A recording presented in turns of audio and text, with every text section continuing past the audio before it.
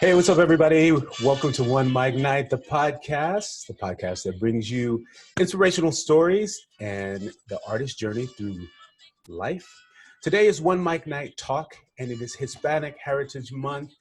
And today, my guest is going to make us a drink.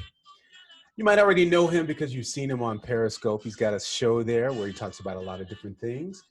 Please welcome Lalo live to OneMicNite. Hi, Lalo. Hey there. How you doing? Thank you for having me. Yeah, thank you for being here. So what do we have on tap today? So the drink that I want to talk about and then make my own spin on is the mojito. It's classic, as you know. You're Cuban descent, right? Mojito.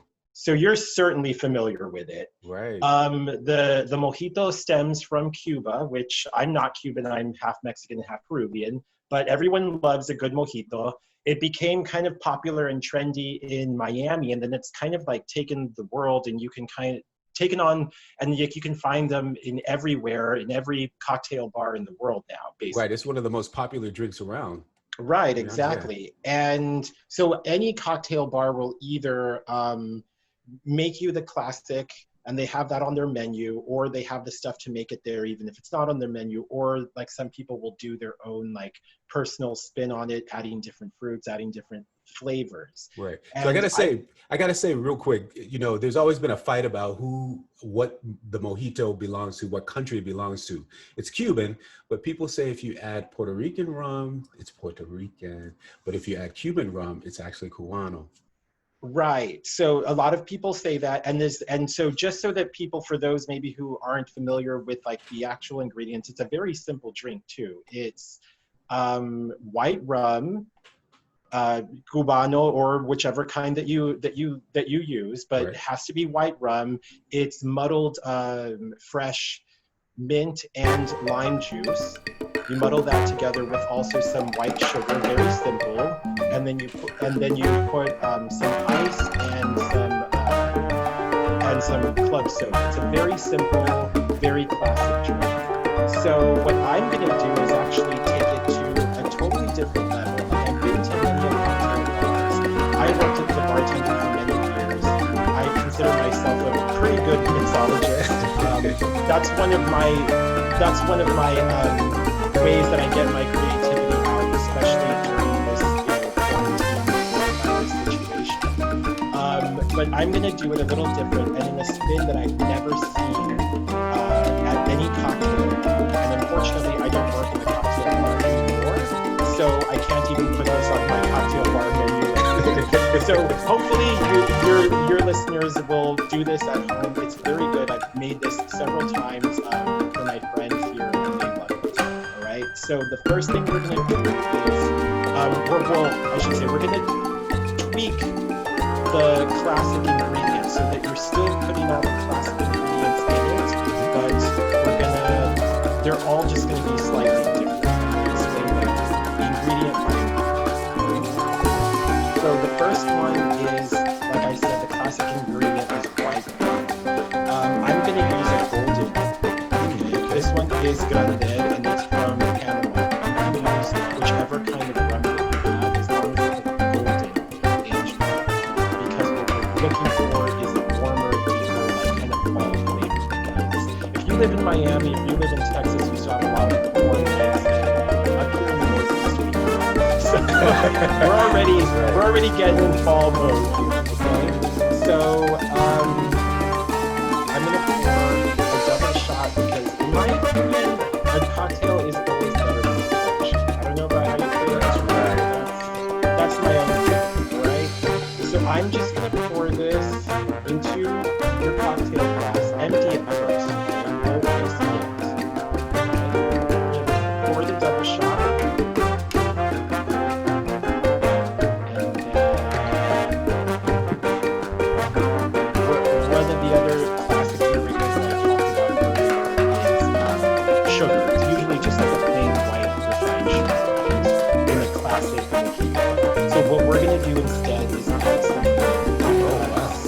That's also going to give you that warmer, kind of deeper fall flavor.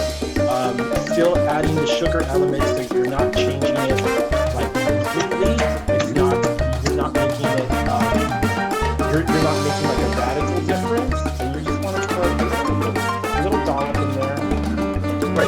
little sweetness and rum. Yeah. You give it a little sweetness. The rum already is made with sugar cane, so it's already going to be sweet, so you don't want to put too much, but you just want to add a little extra. And the honey will add a nice deep flavor to it. Right. Now, if you don't have honey, you can also use like raw brown sugar, or you can use like, the regular brown sugar that you use for baking, because that has a molasses flavor, which is really nice. Mm-hmm. You can also use agave syrup. So which was adding another like Latino culture into this mix, Right. And like you said, not too much sweetness, because the popularity of the drink is from the potency of it from the rum. Right, I agree. Yeah. So I'm just gonna like stir this up just to make sure that the honey kind of dissolves into the rum. Okay. And the reason why we're doing this without ice is because the sugar, the honey won't dissolve properly if in a cold drink. Okay. That's just like a little pro tip. Right. All right. Mm-hmm. So then what I'm going to do is get out some ice. This is now when we're going to add the ice. To go to the freezer to make sure it stayed cold. All right. So we're going to add the ice in. Now you want to fill it all the way to the top, because you don't want your drink to get too warm on you. This is, after all, inspired from a tropical drink. Okay, so we want it nice and cold, nice and refreshing nonetheless. All right, so there's my ice element. Let me put my ice tray back in the freezer. All right, and now the other classic ingredients that I was mentioning to you was muddled mint leaves. Okay, so instead of doing that, we're going to add some brewed mint tea. Okay, it's an herbal tea. It's the same exact ingredient that you would use for a mojito, except for it's dried mint leaves, and it adds, again, that more deeper kind of wintry fall kind of vibe. Okay. Right, yeah.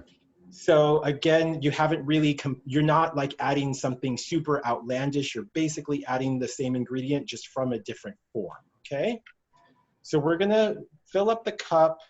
So you've already got 2 shots of rum in here, and we're going to fill up the cup towards about halfway or so that it gets that nice minty flavor into it. And then we're going to top the rest of the drink with club soda. Okay? A little effervescence there to it. Yes. Good. Because the classic mojito always has some club soda into it. So you need that fizz to really get the vibe of a mojito. And then after that, you just want to add a little fresh squeeze of lime juice. So I'm cutting up the lime right now for you. And I'm just going to add like a little, lime wedge into the drink. Squeeze the juice right in there.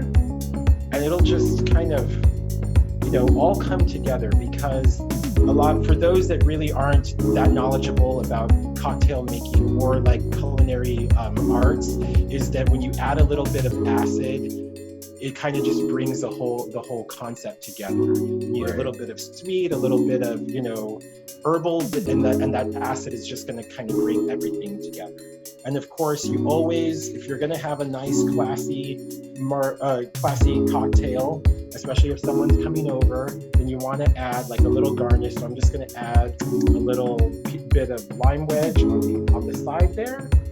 And there you go. There's your basically all of the same classic ingredients of a mojito, but in a completely different way that you've probably never had it before. Wow. So, does it have a name? I'm gonna, it might as well be the OneMicNite mojito. There you go. I love that. The OneMicNite mojito. Right. Like now you have an official cocktail. Official cocktail made by Lalo. That's it. Yeah. I love it. Yeah. So let's try this out now. It's so good. It's refreshing, but like I said, with that deeper kind of fall wintry flavor that you get from the mint. I know, right?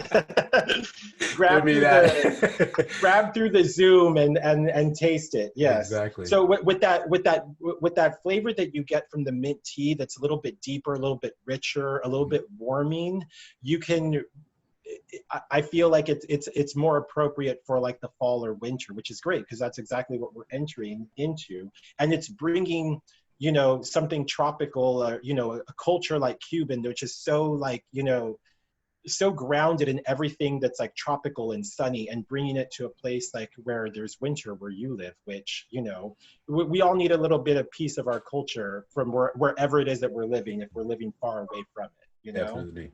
And definitely experiencing other cultures too. So Exactly. And that's always been like a priority for me in my life. I you know, have a unique background anyway, being half Mexican, half Peruvian. I grew up in Texas.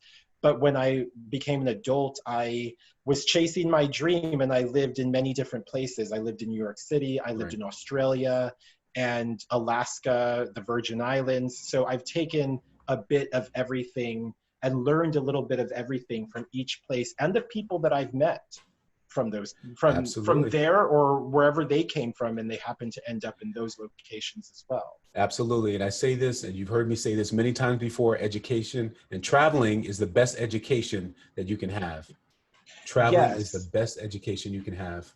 And I want to emphasize the fact of that traveling is a good education, but you want to be a traveler and not a tourist. Yes. And so what I mean by that is, if you want to travel, let's just say Paris. Yes, of course you want to see the Eiffel Tower. Of course you want to go to the museums, and those are the things that tourists do, that, you know, that's why you go there. But also make sure to, like, you know, talk to some locals. Make sure to go into like a hole in the wall bar. Make sure to like see a local music, you know, or go to a local concert, or, you know, go to a local cafe that doesn't exist here or in America or whatever country you live in. You know, make sure that you do something that really puts you into the experience of wherever it is that you're traveling. Exactly. If you're surrounded by a bunch of other Americans in Paris, you're probably not doing it correctly. You're not getting the experience. Right? Yeah. Experience of the trip. Yeah. Well, Lalo, thank you very much for bringing us into your home and giving us an experience of rock. We appreciate it. And OneMicNite Mojito now is going to be a staple. I'm going to have a little later on. Everybody, please tell us where we can find you. So you can find me on Periscope, Twitter, or Instagram. It's all the same handle, @LaloLopez.